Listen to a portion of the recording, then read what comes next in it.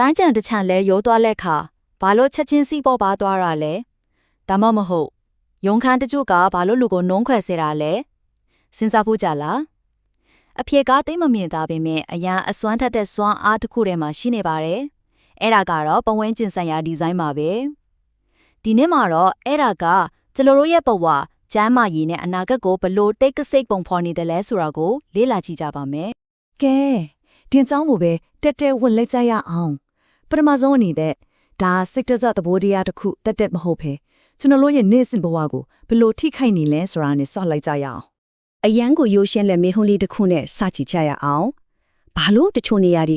ကတစ်ကိုနေလို့ထိုင်လို့ကောင်းနေပြီးတချို့နေရာတွေကတော့အစမပြေထိနေရတာလ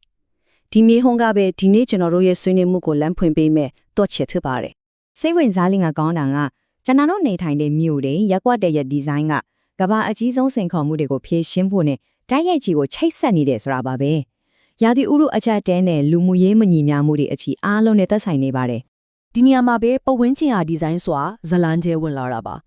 ဒီလိုကြီးမားတဲ့ပြဿနာတွေကနေလက်တွေ့ကျတဲ့အဖြေတွေစီကိုခေါ်သွားမဲ့တက်တာတစ်ခုလိုမျိုးပေါ့ဒါဆိုရင်ပဝင်းကျင်ဆိုင်ရာဒီဇိုင်းဆိုတာတကယ်တည်းမပါဘူးပြောတာလေအသေးစိတ်လေးကြီးလိုက်ကြရအောင်ရှင်းရှင်းလေးပြောရရင်ဒါဟာကျွန်တော်တို့အတွက်ရောကဘာကြီးအတွက်ပါအဆင်ပြေစေမယ့်နေရာတွေဖန်တီးတဲ့အမှုပညာနဲ့သိပ္ပံပညာပါပဲဥပမာလှပယုံပဲမဟုတ်ပဲစွမ်းအံလဲချွေတာပြီးနေထိုင်ရပါကျန်းမာစေတဲ့အဆောင်အုံမျိုးဒီဇိုင်းဆွဲတာပေါ့ဒီရာအလုံးကဒီဇိုင်နာတိုင်းကိုလမ်းညွှန်ပေးနေတဲ့အဲ့ဒီကရည်မှန်းချက်၃ခုပေါ်မှာအခြေခံထားပါတယ်ဒါဟာလူတွေရဲ့လိုအပ်ချက်ဒီနေရာရဲ့ထူးခြားတဲ့အခြေအနေပြီးတော့ပတ်ဝန်းကျင်ပေါ်ထားတဲ့တာဝန်သိစိတ်အဲ့ဒီ၃ခုကိုဟန်ချက်ညီအောင်ထိန်းညှိရတဲ့အမှုဆိုင်တဲ့လုပ်ငန်းစဉ်တစ်ခုပါပဲဒါက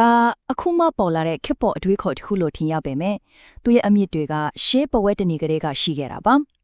အချိန်နဲ့အမျှဘလို့ပြောင်းလဲတွတ်တယ်လာတယ်လဲဆိုတာခရီးတူလီတစ်ခုအတူတူသွားကြည့်ကြရအောင်နေရဲ့အနှွေးတက်ကိုယာရီဟိုအိမ်လေးကိုမျက်နှာမူဆောက်ခဲ့တဲ့ရှေးခေတ်ဂရီလူမျိုးတွေကနေဒီနေ့ခေတ်ရဲ့ digital ခေတ်ရာတွေအထီးကအတွေးခေါ်ကတော့အမြဲတမ်းအတူတူပါပဲဒါမဲ့အထီးကအချိုးအကွေ့တစ်ခုကတော့စက်မှုတော်လန်ကြီးကလာပေါ့အဲ့ဒီခြေကညဉ့်ညမ်းမှုတွေနဲ့ပြည့်ကျက်နေတဲ့မျိုးတွေကြောင့်ကျမ်းမာရေးနဲ့ပုံညီညွတ်တဲ့နေရာတွေကိုဘယ်လိုဒီဇိုင်းဆွဲမလဲဆိုတော့ပြန်စဉ်းစားဖို့တွားကြီးတစ်ခုဖြစ်လာခဲ့ပါဒီနေရာမှာပဲနီးပညာကအပြောင်းအလဲကြီးတစ်ခုကိုဖန်တီးပေးလိုက်တာပ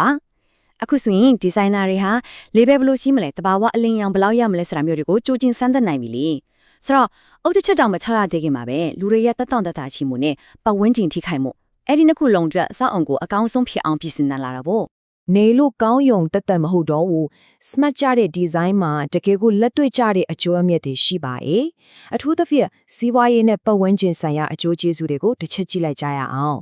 ကဘာတော်မှာရေရှည်ဒီတိုင်းတဲ့ဒီဇိုင်းတွေကိုလက်ခံကျင့်သုံးလာကြပေမဲ့နောက်ွယ်ကတွန်းအားတွေကတော့မတူကြဘူးဗျဥပမာဥရောပမှာတော့အစိုးရရဲ့စီမံစည်းကမ်းတွေကအဓိကတွန်းအားဖြစ်နေချိန်မှာအမေရိကမှာတော့ကုမ္ပဏီတွေကရေရှည်မှာကုန်ကျစရိတ်လွှတ်ချခြင်းနဲ့စိတ်ကအဓိကဖြစ်နေတာကိုတွေ့ရပါတယ်ဒါကစမှုခေဟဗေဒလို့ခေါ်တဲ့အရန်အစွမ်းထက်တဲ့အတွေးခေါ်တစ်ခုစီကိုဥကြည့်သွားပါမယ်အဓိကကတော့စွန်ပစ်ဖြစ်စီဆိုတဲ့အရာကိုအရင်မြစ်တစ်ခုအဖြစ်ပြန်ပြီးရှုမြင်စေတာပါစဉ်းစားကြည့်ပါစိတ်ယုံတယုံကထွက်တဲ့အပူငွေပိုတွေကိုအနီးနားကဖန်လုံးအိမ်တစ်ခုကိုအနှွေးတက်ပေးဖို့ပိုက်လိုက်နဲ့သွေးပေးလိုက်တာမျိုးပေါ့ဒါကလက်တွေ့မှာတကယ်အလုပ်ဖြစ်နေတဲ့နေရာမှာပါပဲစက်မှုလုပ်ငန်းတစ်ခုရဲ့ဘေးထွက်ဖြစ်စီကနောက်တစ်ခုကတန်ဖိုးရှိတဲ့ပိုင်ဆိုင်မှုဖြစ်လာတာမျိုးလေးဒါကြောင့်အဓိကမထားရမယ့်အချက်ကတော့ရေရှည်တည်တံတဲ့ဒီဇိုင်းဆိုတာအပိုကုန်ကြတဲ့အထုံးစိတ်တစ်ခုမဟုတ်ပါဘူးဒါဟာစမတ်ကြတဲ့စီးပွားရေးမဟာဗျူဟာတစ်ခုဖြစ်ပါတယ်ဒါဟာငွေကုန်ကြေးကျတက်တာစေတဲ့ပိုင်ဆိုင်မှုတန်ဖိုးကိုမြင့်တင်ပေးတယ်ပြီးတော့တန်ရှင်းတဲ့နည်းပညာနယ်ပယ်မှာစံတစ်တီထုံမှုကိုမောင်းနှင်ပေးနေတာပါကဲအခုဒီအကြောင်းအရာကိုပို့ပြီးတော့ပို့ကွေရကြတဲ့အဆင့်တစ်ခုစီပြန်သွားကြည့်ကြအောင်အဲ့ဒါကတော့ကျွန်တော်တို့ရဲ့ပတ်ဝန်းကျင်ဒီဇိုင်းကကျွန်တော်တို့ရဲ့စိတ်ကိုတိုင်းရိုက်ဘယ်လိုသိအောင်မှုရှိနေတယ်လဲဆိုတာပါပဲဒီအကြောင်းလေးကိုစဉ်းစားကြည့်ကြရအောင်ကောင်းမွန်စွာဒီဇိုင်းထုတ်ထားတဲ့နေရာတစ်ခုဟာကြီးလို့ကောင်းယုံထက်အများကြီးပိုပါတယ်အဲ့ဒါကစိတ်ဖြစ်စည်းမှုကိုတကယ်ကိုလျှော့ချပေးနိုင်တယ်ကျွန်တော်တို့ရဲ့တီထွန်ဖန်တီးနိုင်စွမ်းကိုမြင့်တင်ပေးနိုင်တယ်တခြားသူတွေနဲ့ပုံမကောင်းမွန်စွာဆက်တွယ်နိုင်အောင်တောင်ကူညီပေးနိုင်တယ်ဒီကိုကားချက်ကအဲ့ဒီအချက်ကိုပဲကွက်ဖော်ပြနေပါတယ် group site design ထုတ်ထားတဲ့နေရာတွေကလူသားတွေရဲ့အတွေ့အကြုံတွေကိုနက်နဲပုံဖော်ပေးပါတယ်တဲ့တကယ်တော့ကျွန်တော်တို့ကနေရာတွေကိုပုံဖော်တယ်ပြီးတော့အဲ့ဒီနေရာတွေကကျွန်တော်တို့ကိုပြန်ပြီးပုံဖော်နေရပါပဲဆိုတော့နောက်ဆုံးမှာပတ်ဝန်းကျင်ဆိုင်ရာဒီဇိုင်းဆိုတာဘာသာရပ်တစ်ခုတည်းတည်တတ်မဟုတ်ပါဘူး ဒါဟာကျွန်တော်တို့ကိုတကယ်သွေးတက်ရှင်သန်စေမဲ့ပတ်ဝန်းကျင်တွေဖန်တီးဖို့တဲ့ပြည်သူ့ကပညာစိတ်ပညာနဲ့မြို့ပြစီမံကိန်းပညာရပ်တွေအားကောင်းအတူတကွပူးပေါင်းလို့ဆောင်တဲ့ဆောင်မဲ့တစ်ခုပဲဖြစ်ပါတယ် ဒီတော့